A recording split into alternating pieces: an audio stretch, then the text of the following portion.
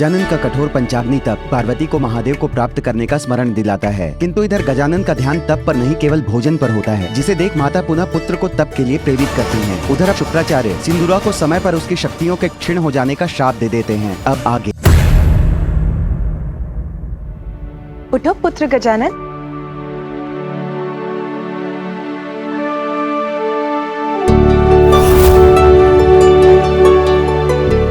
कहाँ चला गया ये?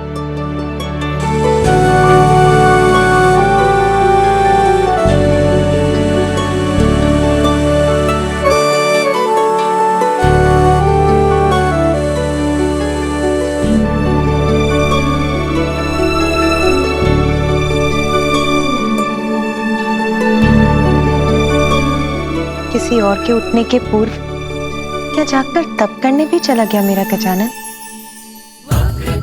महाकाय बुद्धि के नरेश, रिद्धि सिद्धिदायी विघ्न हरता श्री गणेश। सुमुख नाम प्रथम पूज्य देव तुम विशेष, रिद्धि सिद्धिदायी विघ्न हरता श्री गणेश। उमा सवेता के पूर्व जागे, तप करने पहुँचे गजानन आगे। ज्योति समक्ष पद्म आसन धारे, अचरज दुलार संग माता निहारे। तप में विनायक रमे लगाए ध्यान, माता की उपस्थिति का भी नहीं भान।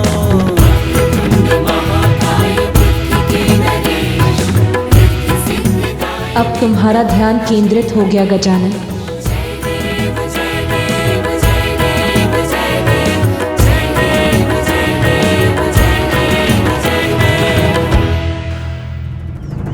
मैं तुम्हें शाप देता हूं। जिन शक्तियों पर तुम्हें इतना अहंकार है वो तब तुम्हारे लिए व्यर्थ हो जाएंगी जब तुम्हें उनकी सबसे अत्यधिक आवश्यकता होगी।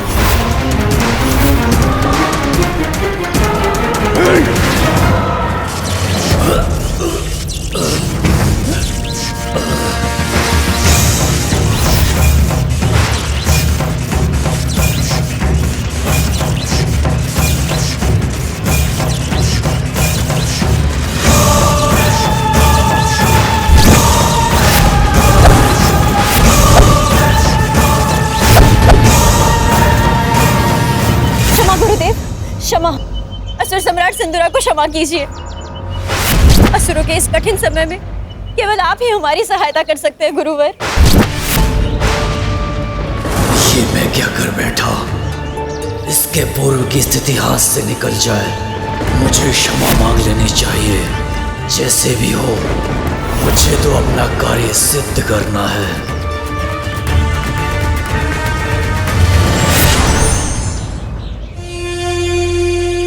गुरुवर, मैं आपका अपमान करने नहीं, आपसे सहायता लेने आया हूं। एक शाप के कारण मैं असुर बना और अब मेरे ऊपर एक महासंकट छाया है।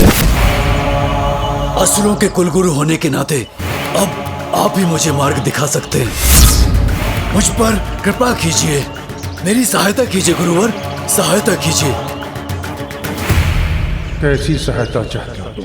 मेरी समस्या का समाधान मात्र एक उपाय, महादेव और देवी पार्वती पुत्र गजानन के अंत का उपाय मुझे बताइए गुरुवर। असंभव! महादेव के पुत्र को हानि पहुंचाने में मैं तुम्हारी कोई सहायता नहीं कर सकता। चले जाओ यहाँ से, चले जाओ। चला जाऊं गुरुवर? ओह, समझा, आप तो महान महादेव भक्त हैं ना, किंतु असुरों के प्रति भी तो आपका कोई दायित्व है। आप भूल रहे हैं गुरुवर। असुरों ने आपको तब स्वीकार किया था, आपको अपने गुरु का पद देकर आपको सम्मानित किया था,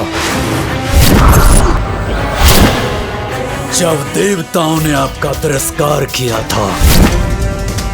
इसलिए आप असुरों की सहायता के कर्तव्य से अपना मुख नहीं मोड़ सकते।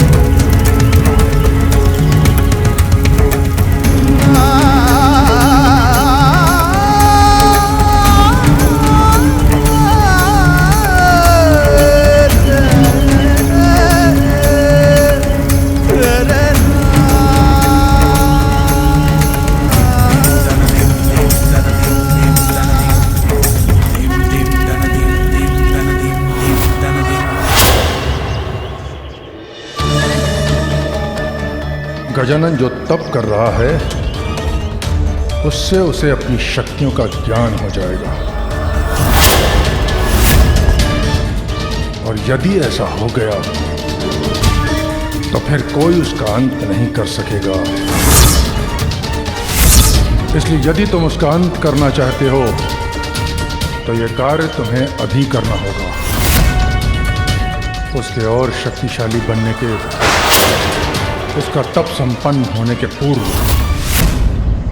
किंतु गुरुवर, हमने तो अनेकों प्रयत्न किए, किंतु हर बार असफलता ही हमारे हाथ लगी। क्योंकि यह प्रयत्न तुमने कैलाश पर करने की भूल की। कैलाश में तुम उसे कुछ नहीं कर सकोगे। गजानन को हानि पहुंचानी है तो तुम्हें उसे कैलाश से बाहर लाना होगा।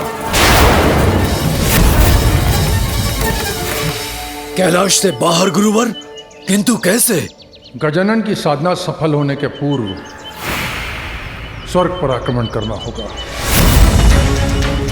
उस पर अपना आधिपत्य स्थापित कर वहां स्थित अमृत का पान करो,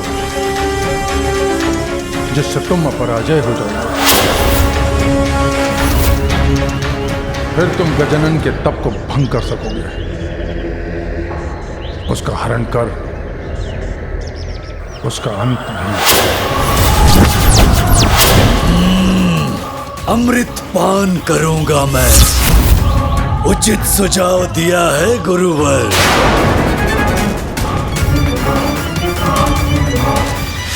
किंतु स्मरण रहे सिंदूरा, तुम्हारे पास बहुत कम समय शेष है। स्मरण रहे।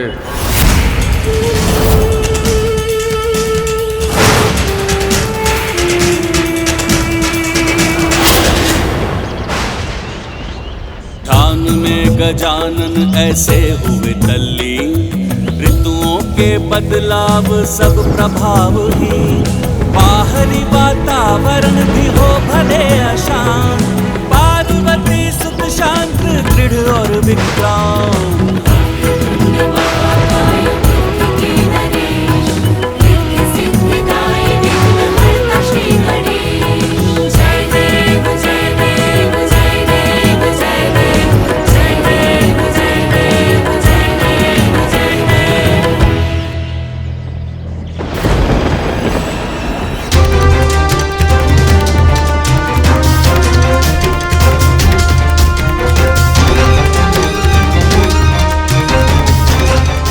मेरे मन में उमड़ रही चिंताओं को शांत कैसे करूं? तेरी पार्वती का एक पुत्र वैसे ही देव सेनापति पद पर स्थापित है, अब यह दूसरा इस तप से अतुलित शक्ति का स्वामी बनने का प्रयास कर रहा है।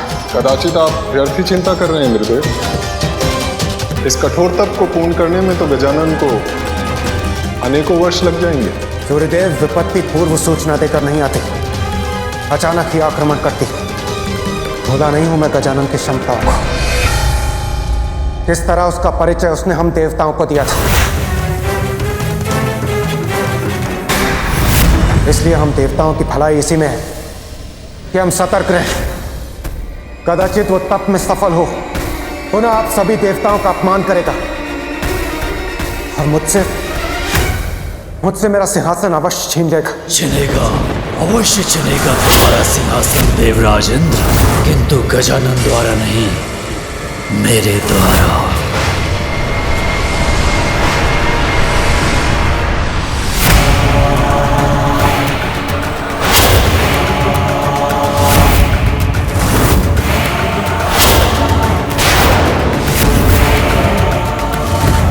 सिंदूरा,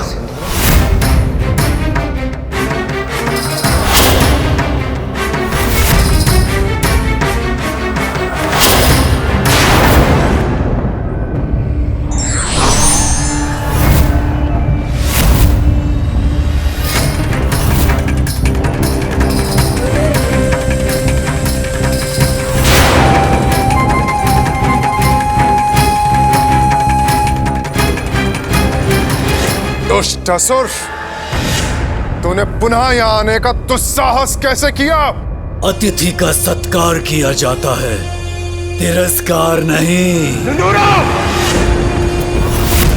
जो बिना निमंत्रण आते हैं वो अतिथि नहीं, शत्रु होते हैं। आज तुम यहाँ से बचकर नहीं जाओगे।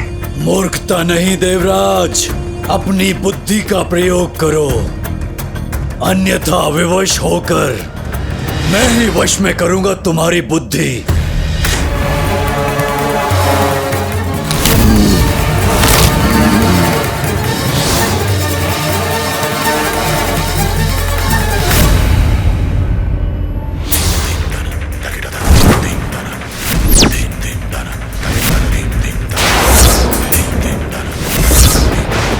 झुकाओ अपने अस्त्र अभी, इसी क्षण। अब तुम सभी मेरे नियंत्रण में हो। उचित है अब।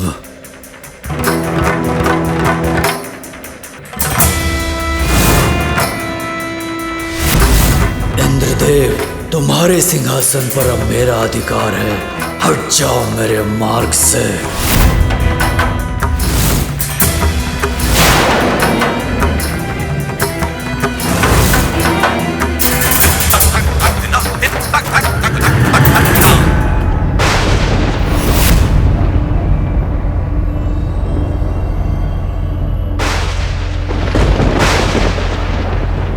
ये कार्य तो संपन्न हो गया।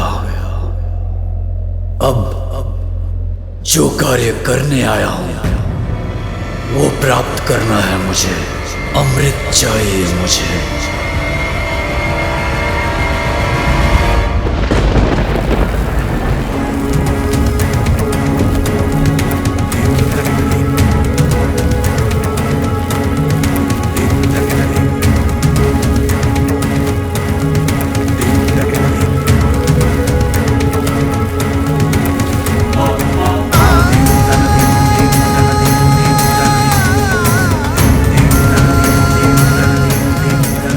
तप से उत्पन्न ऊर्जा का आभास तो हो रहा है मुझे, अर्थात अब मुझे तप को अगले स्तर पर ले जाना होगा।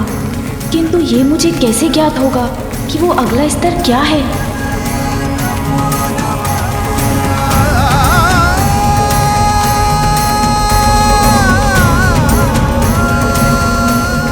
गजानन, मैं तुम्हारा मार्गदर्शन करूंगा। तुम्हें इस तप को पूर्ण करने का मार्ग दिखाऊंगा। धन्यवाद। किंतु आप कौन हैं? पहचानो मुझे गजानन। मैं ही परम ब्रह्म हूँ, महागणपति हूँ। तुम्हारे तप में तुम्हें सफलता दिलाने में मैं तुम्हारी सहायता करूंगा। मुझे अमृत चाहिए जिसमें तनिक भी विलंब नहीं हो सकता। किंतु अमृत पर तो कड़ी सुरक्षा और उसे भेद पाना अत्यंत कठिन। केवल त्रिदेवों की अनुमति से ही सुरक्षा चक्र को भेद कर अमृत तक पहुंचा जा सकता है। 4 सुरक्षा घेरों में बटे इस सुरक्षा चक्र के प्रथम घेरे पर यक्ष, गंधर्व और देवताओं के साथ स्वयं देव शिल्पी विश्वकर्मा जी अमृत की रक्षा करते हैं। और दूसरे घेरे की रक्षा दिव्य अग्नि रेखाएं करती हैं। उनसे टकराने वाला भस्म होकर अपने प्राण खो बैठता है। एक विकराल दिव्य चक्र रूपी तृतीय घेरा तो इतना भयंकर है कि उसकी कल्पना से ही भय लगता है। इस विशाल चक्र के नुकीले लोह तंत्र सदैव ही गतिमान रहते हैं, जो क्षण भर में किसी को भी काट सकते हैं। और चौथे घेरे पर 2 विषैले भयानक नाग सदैव अमृत की निगरानी में रहते हैं। उनकी दृष्टि मात्र के पड़ने से कोई भी जीव क्षण भर में भस्म हो जाता है। तो क्या आज तक कोई भी त्रिदेवों की अनुमति के बिना अमृत तक नहीं पहुंच सका? केवल गरुड़ ही ऐसा करने में सफल रहे, क्योंकि वो अपनी माता विंता का सत्व से मुक्त कराना चाहते थे। माता के प्रति उनकी निष्ठा देख त्रिदेव उनसे अति प्रसन्न हुए और माता की सेवा के लिए, इतना अपार साहस करने के लिए श्रीहरि ने उन्हें अपना वाहन बना लिया। जो कोई और कर चुका है वो मेरे लिए भी असंभव नहीं। त्रिदेवों की सहमति के बिना सफलतापूर्वक अमृत तक पहुंचने वाला मैं दूसरा होऊंगा। शीघ्र ले चलो मुझे वहां। जो आज्ञा। अमृत का पान करना अनिवार्य है मेरे लिए।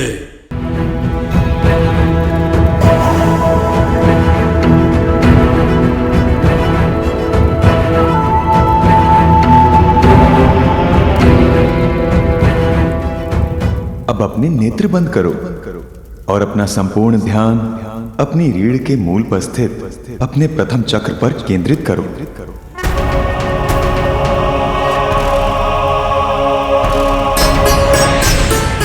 ये तुम्हारा मूलाधार चक्र है गजानन, तुम्हारी सुप्त ज्ञान का आधार।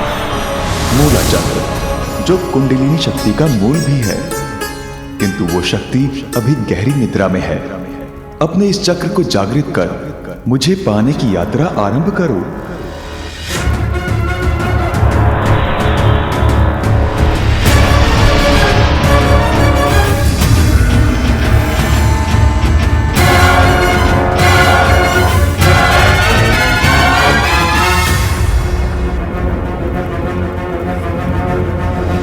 तुम्हारे भीतर कुंडलिनी शक्ति जागृत हुई है, जिसकी अपार ऊर्जा के कारण तुम्हें कष्ट हो रहा है। अपना ध्यान केंद्रित रखो गजानन, स्थिर रहने का प्रयत्न करो। ये शक्ति मेरे भीतर की नकारात्मकता को जलाकर मुझे पवित्रता प्रदान कर रही है। कुछ पाने के लिए कष्ट तो सहना ही होता है। मैं सहूंगा इस कष्ट को, अपने ऊपर प्रभावी नहीं होने दूंगा। सभी मुझ में ही हैं और मैं ही सब में हूँ।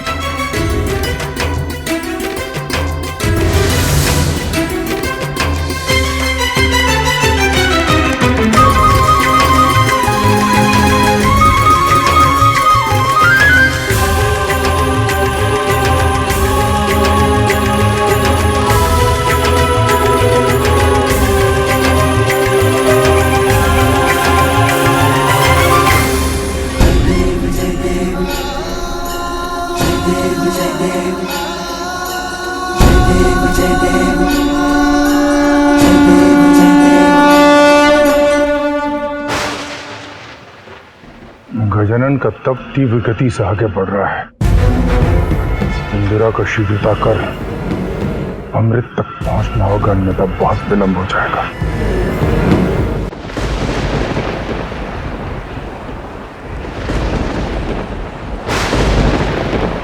ये मेघ इतना अशांत क्यों है? कहीं कोई संकट तो नहीं? मुझे सतर्क रहना होगा।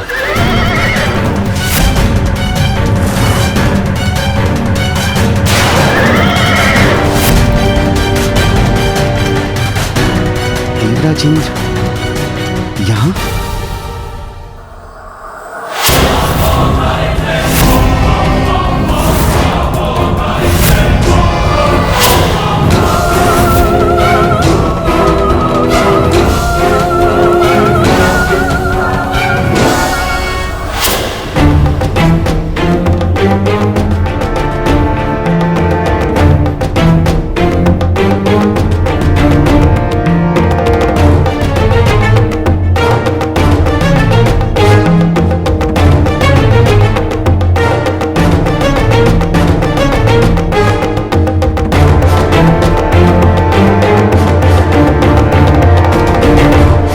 राजेंद्र, सूर्यदेव, वायुदेव, अग्निदेव, आप सभी यहाँ? ये तो एक सुखद आश्चर्य है। प्रणाम देव शिल्पी विश्वकर्मा जी। मैं देवराज इंद्र यहाँ अमृत लेने आया हूँ।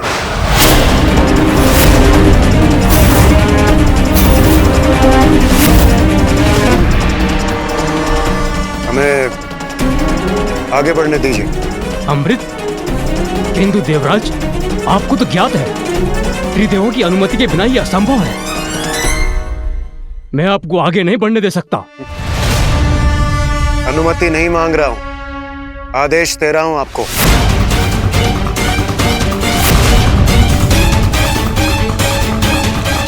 ये अकस्मात देवराज इतना अनुचित आदेश क्यों दे रहे हैं?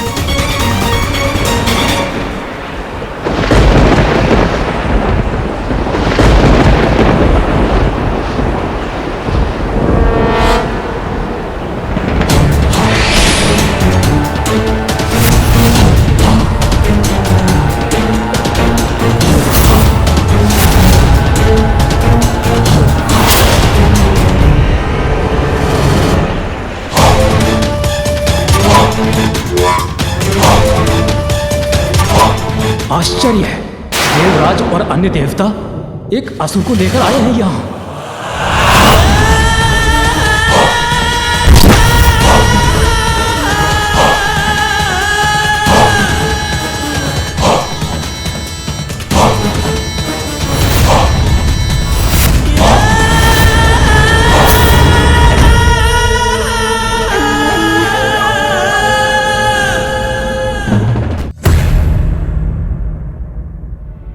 उठो पुत्र गजानन।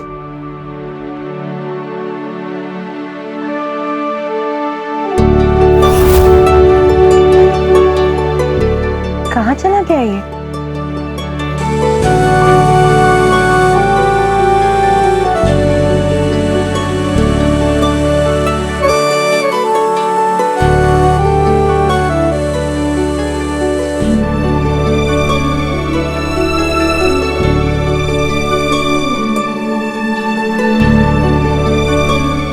किसी और के उठने के पूर्व क्या जागकर तप करने भी चला गया मेरा गजानन? वक्रतुंड महाकाय बुद्धि के नरेश, रिद्धि सिद्धिदायी विघ्न हरता श्री गणेश। सुमुख नाम प्रथम पूज्य देव तुम विशेष, रिद्धि सिद्धिदायी विघ्न हरता श्री गणेश। उमा सवेता के पूर्व जागे, तप करने पहुँचे गजानन आगे। ज्योति समक्ष पद्मासन धारे, अचरज दुलार संग माता निहारे। तप में विनायक रमे लगाए ध्यान, माता की उपस्थिति का भी नहीं भान।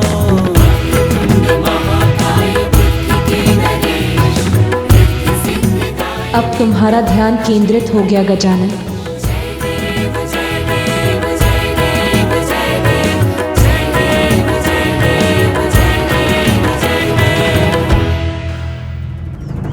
मैं तुम्हें शाप देता हूं। जिन शक्तियों पर तुम्हें इतना अहंकार है वो तब तुम्हारे लिए व्यर्थ हो जाएंगी जब तुम्हें उनकी सबसे अत्यधिक आवश्यकता होगी।